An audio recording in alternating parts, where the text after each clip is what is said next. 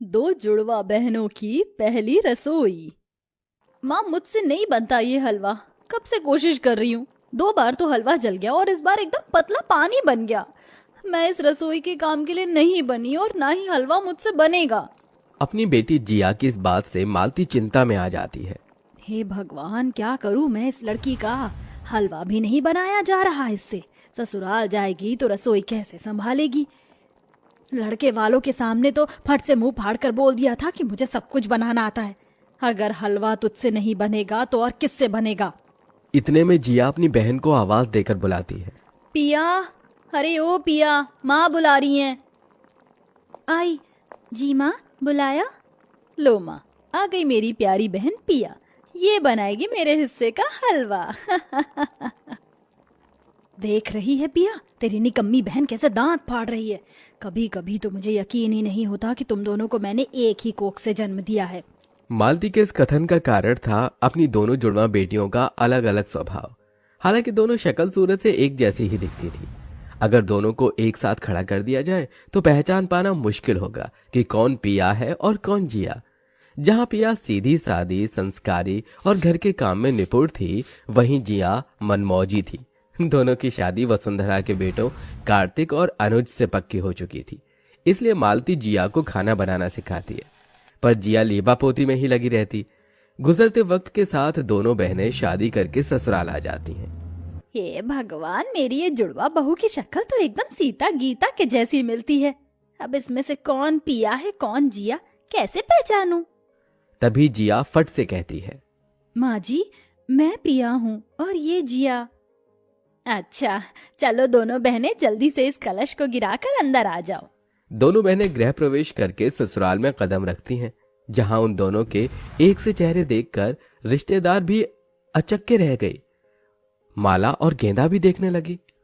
बाप रे जीजी, तुम्हारी बहुएं तो एकदम अंजू मंजू के हमजोली हैं।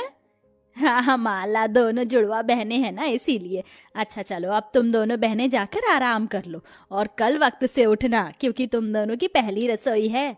जी माँ जी। दोनों बहनें अपने अपने पतियों के साथ कमरे में आ जाती हैं, जहां जिया मन ही मन बड़बड़ा उठी। मैं तो नहीं उठने वाली। पहली रसोई के लिए 5 बजे, इतनी बड़ी बारात के लिए खाना बनाना मेरे बस की तो नहीं है।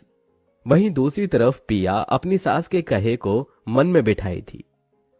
पिया, तुम इस दुल्हन के जोड़े में बहुत ही सुंदर लग रही हो। आज की रात हमारी है।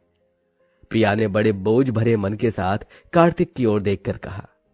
कार्तिक जी, कल ससुराल में मेरा पहला दिन है। पहली रसोई के लिए जल्दी उठना है। मैं सो जाऊं प्लीज? कार्तिक ने नीरस भाव से पिया को देखकर कहा, ठीक है पिया, तुम सो जाओ। अगले दिन पिया सुबह के 5 बजे उठकर ससुराल की साफ सफाई में लग गई, जबकि कामचोर जिया बिस्तर पर पैर पसारे मजे की नींद सोई रही। देखते ही देखते सूरज निकल आया। शुक्र है समय से सारी साफ सफाई खत्म हो गई। अब जाकर जल्दी से नहा धोकर आ जाती हूँ। बेचारी पिया सारा काम निपटा कर थक कर चूर हो गई। फिर वो नहाकर तैयार हो रही थी कि उसको कमरे में देखकर उसकी जुड़वा आलसी बहन जिया फट से पिया की जैसी साड़ी पहनकर रसोई में आ गई और अपनी सास को आता देखकर गहरी सांस भरते हुए थके होने का एहसास जताया। उफ, उई माँ, मेरी कमर। अरे पिया बहू, तू अकेले काम कर रही है? जिया बहू कहाँ है? जी वो माँ जी, जिया को जरा देर से उठने की आदत है, मैं उठा देती हूँ जाकर। जिया ने चालाकी दिखाकर अपनी सास की नजर में खुद को कामकाजी साबित किया। इधर सास गुस्से में पिया के कमरे में आ धमकी, जहां पिया को सजता धजता देखकर वो पिनकते हुए बोली, तू यहाँ लीपा पोती में लगी हुई और वहाँ बेचारी पिया बहू रसोई में अपनी कमर तोड़कर काम कर रही है। अरे ये सजना सवरना भागा थोड़ी जा रहा है। थोड़ी साफ सफाई करवा देती अपनी बहन के साथ तो तेरे के हाथ घिस जाते। इतना भला बुरा सुनकर बेचारी पिया की आंखें भर आईं। जिया की बच्ची, मुझे लगा नहीं था कि तू ऐसा करेगी। ऐसी बहन होने से भला तो दुश्मन होता है। कमर तोड़कर काम मैंने किया और क्रेडिट ये ले गई। फिर थोड़ी ही देर में दोनों बहनों की पहली रसोई की रस्म शुरू हो गई, जहां वसुंधरा एक बार फिर पिया को जिया समझकर धमकाते हुए बोली, देख जिया बहू, तेरी एक भूल मैंने नजरअंदाज कर दी, मगर इस बार कोई काम चोरी नहीं चलेगी। तुम दोनों बहनों को पहले रसोई में सबसे पहले हलवा बनाना है, और फिर पूरी, छोले, राजमा, चावल। और हाँ, तेरी बुआ सास को शुगर है तो वो सादे फुलके खाती हैं, और माला मौसी को मिठाई बहुत भाती है तो एक आध आइटम बना लेना, गुलाब जामुन और शाही टुकड़ा। डबडबाई आंखों से पिया ने अपनी सास की ओर देखकर कहा, माँ जी, इस बार मैं आपको शिकायत का मौका नहीं दूंगी, एकदम अच्छे से पहली रसोई की रस्म करूंगी। पर इतना सब बनाने की बात से जिया का सिर नाचने लगा।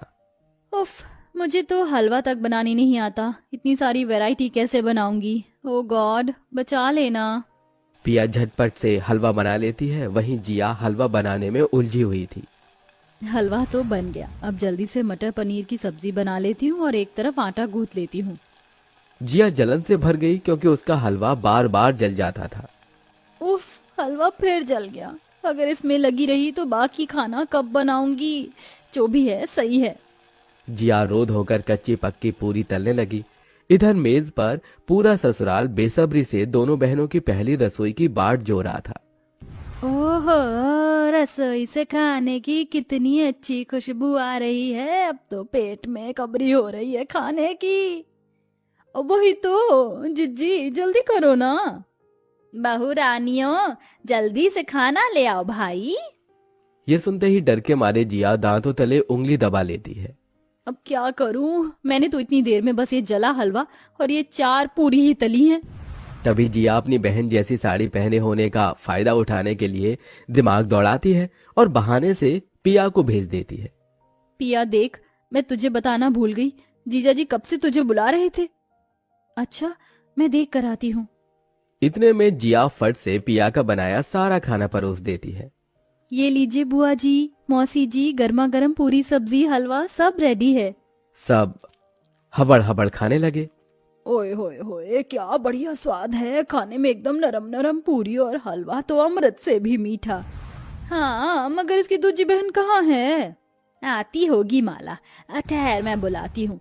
जिया बहू, जल्दी खाना लेके आ। इतने में जला हुआ खाना लिए पिया आ गई। तभी सबने जला खाना देखकर उस पर खूब गुस्सा किया। ये कैसी भट्टी में से पूरी पका कर लाई है, एकदम जली हुई है, और इसी को अपनी बहन से कुछ बेलूड़ी कहीं की। इतने ताने बाने सुनकर भी पिया ने पलटकर कोई जवाब नहीं दिया, मगर उसका मन चीख चीख कर रो पड़ा। जिया ने मेरे साथ छल कपट किया है, सिर्फ सासू माँ से बड़ाई सुनने के लिए। सभी ने जिया को पहली रसोई में रुपए, पैसे, गहने, बहुत कुछ दिया। ये लो पिया बहू, तुम में हर गुण भरा है, तुम ही इस 9 लखा हार के काबिल हो। धन्यवाद माँ जी। बेचारी मेरी बहन, मैंने उसको बुद्धू बना दिया, इसलिए तो मैंने डिट्टो इसके जैसी साड़ी खरीदी है। इसी तरह दिन गुजरते गए, सब रिश्तेदार भी लौट गए, पर दोनों जुड़वा बहनों के कामों की गलतफहमी वसुंधरा के आगे बनी रही। एक बहू होने का सारा कर्तव्य पिया निभाती, पर बढ़ाई जिया को मिलती। मगर एक दिन वसुंधरा ने देखा कि पिया रसोई के भीतर बिना चप्पल के खाना बना रही थी, उसकी चप्पल बाहर थी। ये जिया बहू रसोई का इतना आदर कब से करने लगी, कहीं मुझसे ही दोनों बहनों को पहचानने में भूल तो नहीं हो गई? इस बात को साफ करने के लिए वसुंधरा ने जिया को पिया कहकर पुकारा। पिया बहू, जरा रसोई में तो आना। उफ, सासू माँ को भी ना चैन नहीं है। आई माँ जी। जिया बेधड़क सैंडल पहने रसोई में घुस आई। जी माँ जी, बुलाया? हाँ, वो मुझे ना तेरे हाथों की गर्मा गर्म पूरी खाने का बड़ा मन है, वो जो तूने पहली रसोई में बनाई थी। अभी माँ जी? हाँ बहू, 4 पूरी तलना तेरे बाएं हाथ का खेल है। क्यों नहीं माँ जी, वैसे भी मेरा हाथ एकदम नपा तुला हाथ है। जिया बहू, तू जा बाजार से जरा सब्जी ले आ। वसुंधरा ने पिया को भेज दिया। जिया का चेहरा पीला पड़ गया। उफ, आज तो बुरी फंस गई जिया। जिया ने पिया की तरह नरम नरम पूरी तलने की कोशिश तो खूब की, मगर जली पूरी देखकर सास ने कहा, रहने दे जिया बहू, ये पूरी तुझसे नहीं बनेगी। तूने पिया के नाम का सहारा लिया और मैं हमेशा उस बेचारी को खरी खोटी सुनाती रही, जबकि सर्वगुण संपन्न है वो और कामचोर है तू। सासू माँ मुझे माफ कर दीजिए, मैं बस खुद को अच्छा साबित करना चाहती थी, मुझे बस एक मौका दे दीजिए। इतने में पिया आ जाती है। माँ जी, जिया को माफ कर दीजिए, मैं इसे खाना बनाना सिखा दूंगी। इतने के बाद भी पिया के मन में प्यार देखकर जिया ने माफी मांगी और पूरी लगन से खाना बनाना सीख लिया और दोनों जुड़वा बहनें खुशी खुशी रहने लगी।